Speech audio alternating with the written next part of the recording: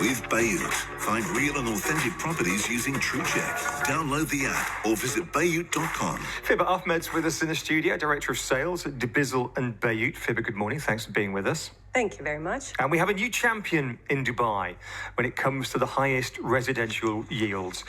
For years, the crown has been worn by International City. The apartments are relatively cheap to buy there, but the rental yields are they were the best in the city. But no more. Who or where has knocked International City off its perch? This year has been super hot, and it continues to remain hot when it comes to real estate. It's full of surprises, as we've seen with International City. It has slipped from its first position of top rental yields and has been replaced by Dubai Sports City, where you get rental yields of up to 9%. People are showing keen interest in buying apartments there for its rental yield and the value it returns in terms of rent. We have also seen some positive movement in areas like JLT and Dubai Silicon Oasis that are giving a tough competition to our regular International City position that we've seen over the last few years.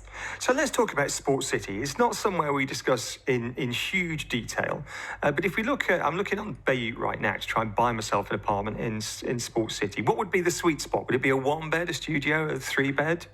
You'd be very interested to see, of course, please go on and log into Bayut.com all day long. You would see that Bayut has a lot of listings in Sports City. Sports City, on an average, 1 bed will cost you about $550K. You would see listings that are slightly above that point as well, but well below 1 million mark.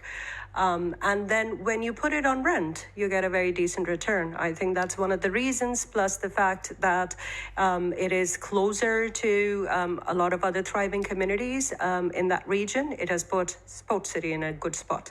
So I'm looking on Bayut, and yeah, I mean, the cheapest apartment I can find, a 1-bed, is 400,000 dirhams. You say the sweet spot's just over half a million or so. So I guess if I'm getting 9% yield from my 410,000 dirhams, I'm going to be getting about 40,000 dirhams a year rent. Yes, it starts from 40,000, and a decent place for 1 bed you could get around 55 as well in Sports City. Is that 9% yield net after I've paid the maintenance fees and after I've paid whatever else I need to pay? When we look at ROI in our report and our data, we look at gross, but you can certainly say that service charges in these areas and communities are relatively more competitive than other areas. I know the conception is that you would pay a very high service charge for apartments as compared to villas, whereas in Sports City, that's not the case. It is one of the most affordable communities with very nominal service charges. So this would be gross, and net, you would probably be looking at about 8%, I would say, after taking care of the maintenance cost. About 8% in your pocket. That's not too shabby at all. What about the Airbnb style market?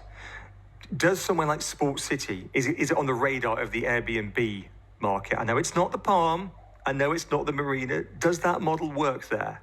I would say it would have a very niche market. If you would look at tourists who are coming here to visit all the beautiful sites of Dubai, will probably still prefer the mainstream Dubai Marina, Palm Jumeirah area or downtown. Sports City works really well for people who are moving here, starting a new job, or maybe here on a contract. They work on that side of town. So Sports City could get you decent short-term rental yields, but the market would be different, and it would not be your visitors that are coming here for a holiday.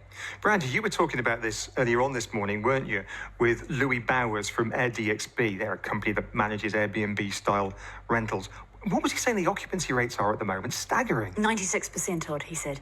It's July, it's 50 degrees. Yeah, the rates have gone down ever so slightly. I did write down the numbers. 891 dirhams was the average for Q1, down to 611 dirhams on average for Q2, because, as you say, June's a little bit hotter. But he said that occupancy was high during Ramadan, so that's pushed the average up. He also had quite a little bit to say, and we're going to hear from him later in the show, about what the stream of new off-plan properties means for the Airbnb market. We're calling it that, you know what we mean, the short-term rental market. People buying off-plan specifically to rent it out short-term to visitors. Airbnb has become a noun and maybe even a verb as well in the way that Hoover or Google has. Yeah. You know you've made it when. Fibha, let's look at some of the other data that you've been looking at. And you say that prices remain on an upward trajectory. Prices up 17% for sales, but it's rents that are really soaring. 70% rental increases in some areas. Yes, rent market has seen numbers like it has not seen in a very long time, I'd say. After the pandemic, everybody was looking to move to a bigger space.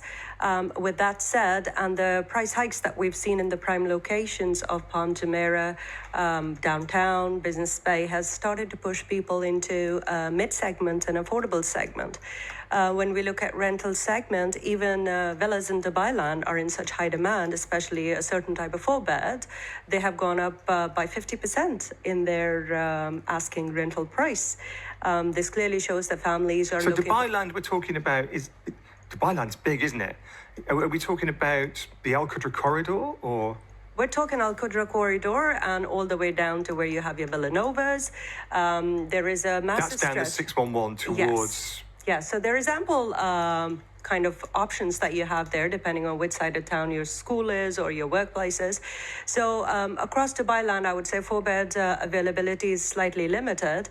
And in areas that you go around Qudra area or you move further down towards 611, that has gone up by almost 50%, whereas the Mac Hills 2 is also picking up in rental prices, about 42% price hike there. So how much further do people go out? Because, a year ago when we were talking, it was, people are moving out of, I don't know, let's say it's a 3-4 bedroom family home. They're moving out of, I don't know, Sakim or Arabian Ranches to get something cheaper. So they'd go up the Al Qudra corridor and get to Nishama or whatever it might be.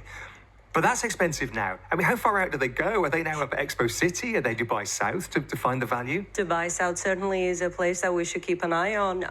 Again, it really is driven by the fact as to how far do you need to commute to your work or where exactly are the schools. But Dubai South certainly would come up as a location to keep an eye on. It is an integrated community. Is it? Because I haven't been up there. I mean, I've obviously been to Expo several times, but I've never wandered around one of those communities. Have they done it up nicely in the space planning and the trees and all that kind of stuff? Everything that we keep reading about that, it is said to have a mall up there. There is infrastructure. They're going to be holding a lot of conventions and conferences that area later on in this year. COP28 is going to be hosted there. With the infrastructure and, of course, the label of Imar, which is there in that area. Certainly that's an area to keep an eye on. Great talking to you, Fibha. Appreciate your time this morning. Thanks very much for joining us live. That's the voice of Fibha Ahmed, who is the Director of Sales at both Dubizzle and Bayut.